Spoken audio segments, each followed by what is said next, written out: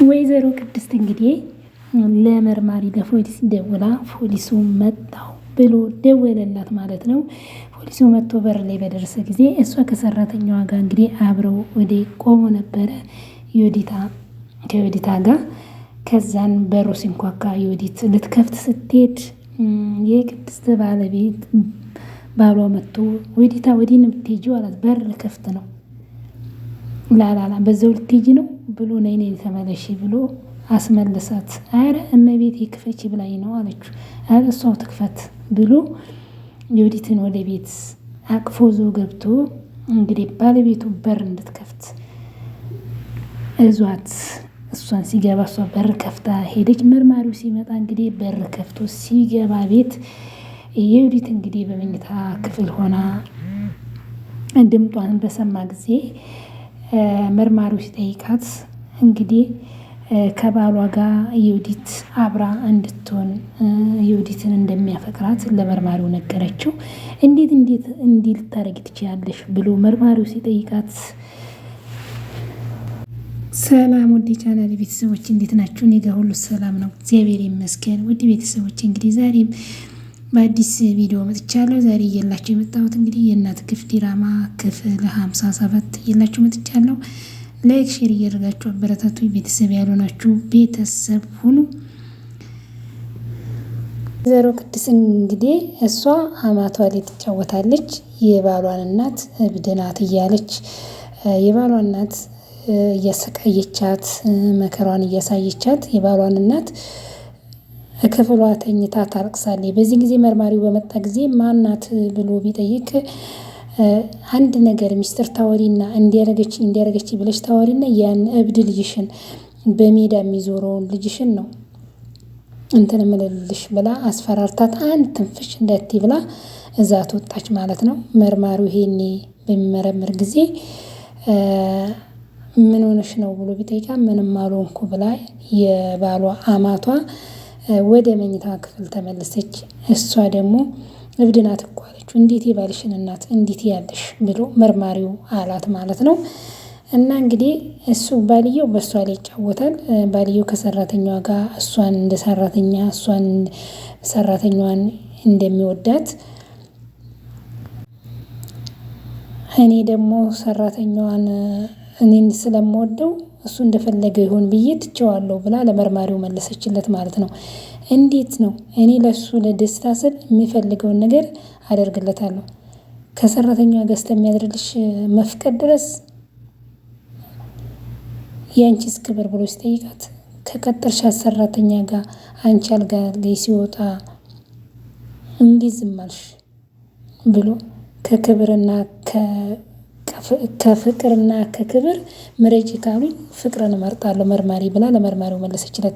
በዚህ ጊዜ ባሏ ከቤት ወጥቶ አንቺ ሰራተኛሽ ደረቀቻ ለምንድን ነው የማትነግሪያት ብሎ ጭራሽ አስባችኋል ሲላ ጊዜ እንዴ ማና ደግሞ አንተ ብሎ መርማሪው ቁጭ ባለ ጊዜ ብለሽ ጎረምሳ መጣሽ ቤት ድረስ አለት። የማን ነው ጤና አቤት ምንም ሳታፈር ፍቅረኛ ያላት ሰው ጋር ሰተት ብለህ ትመጣለህ ብሎ አለው። ኧረ የኔ ጌታ ነው የምትለው ማለት ነው። ማሰበሽበትስ እንደማስብ የምነግርኝ አንቺ ነሽ ብሎ መለሰለት። ፖሊስ ነኝ ብሎ መለሰለት። መርማሪ መሆኑ ፖሊስ መሆኑን አያውቅም። የምን ፖሊስ ወንጀለኛ ነስ ብሎ ተንቀጠቀጠ ማለት ነው በፍርሃት። ወንጀለኛ ነኝ ምንም አላደረኩኝ ራሷ ናት አንቺ ነሽ አይደል ጠይቃት ራሷ ናት አንተ ፈልጌ አይደለም ተረጋጋት ለምን ምንድነው ባለቤትን ለመፈጠ ጠይቅ ለካ ይቅርታ ፍቅረኛ ናት ይቅርታ አድርግልኝ ለካ ትዳር አልመሰረታችሁ ኧረ ችግር የለውም መርማሪ እንደፈለገ ስም አውጣላት እሷ አያሳስበንም አለ። ምን ልጠይቃት ነው ግን መርማሪ አለ። ሰራተኛ ጠፋይ እየፈለገቻት መንገድ ላይ ተገናኝተን አዎ በቀደም ጠፍታ ነበር አሁን ተገኝታለች አለች መታለች መሄድ ትችላለህ አለው። መኝታ ክፍል ውስጥ አብሬ ታልተኛው የምትላት እሷ ናት ሲል አዎ አለና መልሶ ማለት መርማሪ ባሌ በጣም ጥሩ ሰው ነው ብላ ወይዘሮ እንትና መለሰችለት ማለት ነው። በጣም ጥሩ ነው ከሰራተኛሽ ጋር መተኛት የሚፈልግ ጥሩ ነው ምን ችግር አለው እሱ እንዲደሰትልኝ ነው የሚፈልገው። ወይዘሮ ጥሩነሽ ግን ትዕግስቷ በጣም ገረመኝ። እሱ እንዲደሰትልኝ ነው የፈለገው ብላ መለሰች፣ ሸፈነችለት ማለት ነው። እማዬ ግን ምን ሆና ነው ያዘነችብኝ አለች። ግን እግዚአብሔር ይርዳሽ ንጹሕ ልብና አለሽ ብላ መለሰችለት። ጥሎ የማይጥል ፈጣሪ አለሽ፣ አሜን። እኔ እንምልሽ እንዴት ታደርጊ ነው ብላለቻት። የሰርጉን ጉዳይ መቼ ነው አስቻለው ሽማግሌ የሚልከው ብላ አባዬ ስለ ሽምግልናው ሊያወራ ፖሊስ ጣቢያ ሄዷል። አልፈቅድልህም ታማሃል፣ ግን ጤነኛ ነህ ብላ አብደሃል ብላ አስቻለው እንግዲህ ሰራተኛን ለማግባት አትቋምጥም ነበር አለች። ምን አርጋብህ ነው አስቻለው ሰራተኛዋን ሊያገባ? ምን ሊያደርግብህ? እናቲቱ ፍቅር ነው እማዬ ብሎ ቢላት፣ ፍቅርማ ቢሆን ቢቴን ፈልገህ ታገባ ነበር፣ የማይመጠን ቦታ አትገኝም አለች። የሚመጥነኝ ቦታ ነኝ ብሎ አስቻለው ፀሐይን አፈቅራታለሁ ብሎ ምንስ እናትን ሳትወዳትም እወድሻለሁ ከወደድሽኝ የምልህን ስማው ብላ መለሰችለት ማለት ነው። አልተዋትም ሲላት እንድሞት ነው የምትፈልገው? ታስሬ ያለኝን ንብረትን ሁሉ አጥቻለሁ። አንድ ያለኝ ጉረምሳ ልጄን ላታሰጠኝ ነው? ዘርሽን ሊያበዛ ነው። አንድ ብቻ እንድሆን ትፈልጊያለሽ? አልፈልግም። ብዙ እንድትሆንልኝ ነው ፈልገው፣ የልጅ ልጅ እንድታሳየኝ ነው ፈልገው፣ ግን ከፀሐይ አይደለም ተተከበሩ ዘሮች። ግን አንዳንዴ በእውነት ይቀብራራው። በሰው የሚኮራ ብዙ ነው፣ ግን በከሌ በወገን በምን የሚመካ ሰው ከንቱ ነው ማለት ነው። ሰራተኛ እንደ ሰው አድርጎ የሚቆጥር የለም አንዳንዱ ማለት ነው። እንደዚህ ሰራተኛ ዝቅ አድርገው የሚያዋለ ከተከበረ ዘር ከሀብታም ከምናምን ብላ ወይዘሮ ለልጇ መለሰችለት። እሱ ግን ፀሐይ ነው ማገባው ብሎ መለሰላት ማለት ነው። እና እንግዲህ መርማሪው አሁንም ለጊዜው ብቻዋን ለማውራት ነው ፈልጌ፣ እኔ ቆንጆ እንደማፈቅርሽ ታውቂያለሽ? አውቃለሁ የኔ ጌታ፣ እኔም አፈቅርሃለሁ አለችው ማለት ነው። እኔ ከራሴ በላይ ነው ማፈቅርሽ አለ። እውነት ግን የኔ ጌታ ነው የምትለው ባሏም ማለት ነው። በድሮ የኔ ውዴ ካላንቺ ማናለኝ፣ አንቺ እኮ ትምክህቴም ኩራቴም ነሽ፣ የልቤም ንግስት ነሻለሽ። አንቺ ጋር ቁጭ ስለ ዓለምን በቁጥጥር ያዋልኩ ነው ይመስለኛለች። አመሰግናለሁ የኔ ጌታ፣ በጣም ነው የማፈቅር አለችው። ሴት ልጆች እንግዲህ በትንሽ ነገር ይታለላሉ ማለት ነው። እንደዛ ሲያረጋት ሲጫወትባት፣ እሷ ግን እሱን ጉድ ለመሸፈን መርማሪው ፊት እሱ እንደምታፈቅረው እሱም እጇን ሳማት፣ ፍቅሩን ገለጸላት ማለት ነው። አዎ ብሎ ጥሎ ሄደ። ይሄን ሁሉ ጉድ እንዳታወጣበት ነው ማለት ነው የሸፋፈነላት። ለምንድን ነው እንደዚህ ያለሽ? ለምንድን ደስ ያለሽ? ከዚህ በላይ አፈቅርሻለሁ ብሎሽ አያውቅም? አዎ አያውቅም። ይገርማል። ለመጀመሪያ ጊዜ ነው አለች እንደዚህ እንደሚያፈቅረኝ ነገረኝ ብሎ መርማሪ። የሚያፈቅረኝ ራሱ አይመስለኝም ነበር ግን እያለ እንዲህ ያፈቅረኛል ብላ ለመርማሪው መለሰችለት፣ ሸፋፈነችለት። ሲታይ ግን የሚያፈቅርሽ አይመስልም። ለምንድን ነው የማይመስለው?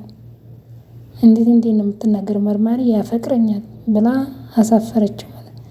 በዚህ ጊዜ እናቱ ታለቅስ ነበር። ዝም በይ ያለቻት። እሷ ላይ ይጫወታል፣ እሷ ደግሞ እና የባሏ እናት ላይ ትጫወታለች ማለት ነው። ወይዘሮ ጥሩነሽ በጣም ከባድ ነው በእውነት። እንዴት ዝም በይ ስትላት የባልሽን እናት ነው እንደዚህ በምታወሪያት? አሰማኝማ ምን ላድርጋት ታዲያ ብላ ለመርማሪው ተቆጥታ መለሰችለት። ህይወቴን ረበሽኝ ብሎት እናቴ ትዳሬን መመረቅ ይስመር ብለሽ በመመረቀሽ አንቺ ግን እየረገብሽ ነው። ልጄ ግን እንደፈልግ እርግማኔ እውን ሆኖ አንድ ነገር እንዳይሳካል አደርጋለሁ። በጭራሽ ፀሐይ ልታገባ አትችልም አለችው። ምን ብዬ እንደምለምነው ምን ባደርግ ነው የምሰማው? እርግማንም በምርቃት ቀይሮ ማየ ብሎ ያኔ ይሰምርልሻል። መቼም ፀሐይን ልታገባ በጭራሽ አልፈቅድለም ብላ ለመለሰች።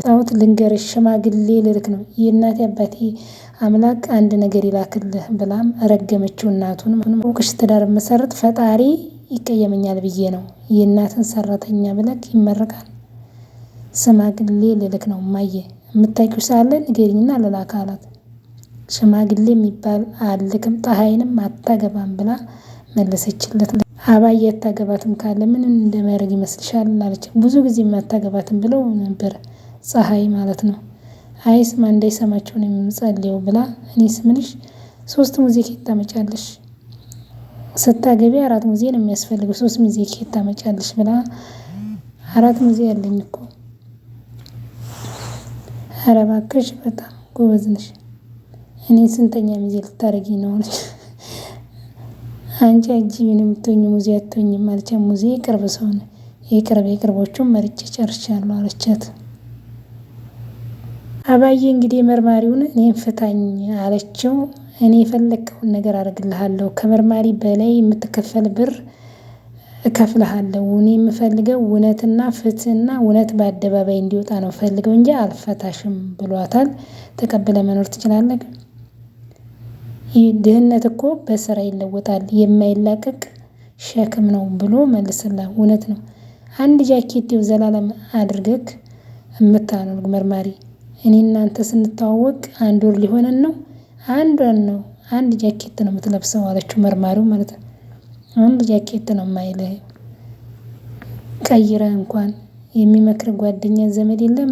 እስር ቤት ታስራ እንኳን እንግዲህ ወይዘሮ አባዬ ስለሱ ልብስ፣ ስለ መርማሪው ልብስ፣ ስለ እንትኑ አልተከፈለ 50 ኪሎ ጭቅት ተሸክመ ነው የምትዞረው አለች። ወዲያውን እየሰደበችው ነው ማለት ነው። እርሶ ከምላሱ ስድብ እንጂ ምርቃት እንደማይወጣ አውቃለሁ ብሎ ወይዘሮ አባዬ መርማሪው መለሰላም ማለት ነው። አልስማማም፣ ብር ልስጥህና ህይወት ቀይር። መርማሪው ጾምን ከምታድር ሲጮህ ለሚያድረው ጨጓራ ምግብ ስጠው አለችው ማለት ነው። ክብር ይሆናል እንዴ? ይሆናል። ባዶ ትሪ ላይ ክብርህን እየበላህ ነው አሁን በዚህ እንደው ይበለውና አለችው። በስፖርት የጠነከረ ጠንካራ የሆነ ወንጀለኛ ቢገጥም አስረዋለሁ ብትሄድ ድንገት አፈር ድቤ ቢያስበላ ምን ታደርጋለህ አለችው። የሰነጠልኩት ማንም ተነስቶ አፈር ድቤ እንዲያበላኝ አይደለም፣ ትዕግስቱ መርማሪው ማለት ነው። ይህን ሁሉ ነገር ስታወርድበት ወይዘሮ አባዬ እንግዲህ ምላሷ ከባድ ነው ማለት ነው። ሰራተኛን ሰውን በጣም ነው የምትንቀው ማለት ነው። እና በጣም ይገርመኛል። አንዳንድ ሰዎች እንዲህ ናቸው፣ ነገ የሚያጡ አይመስላቸውም። እና ከዚህ ከድራማ ከእናት ግፍ ድራማ ላይ ብዙ ነገሮችን እንማራለን። በአሁን ጊዜ በእናት ላይ የሚሰራ በአማትና ጣት ብዙ ነገሮችን እናማራለን። ቤተሰቦች ሰላማችሁ ብዝት ይበል። ቻው። ቪዲዮ ውስጥ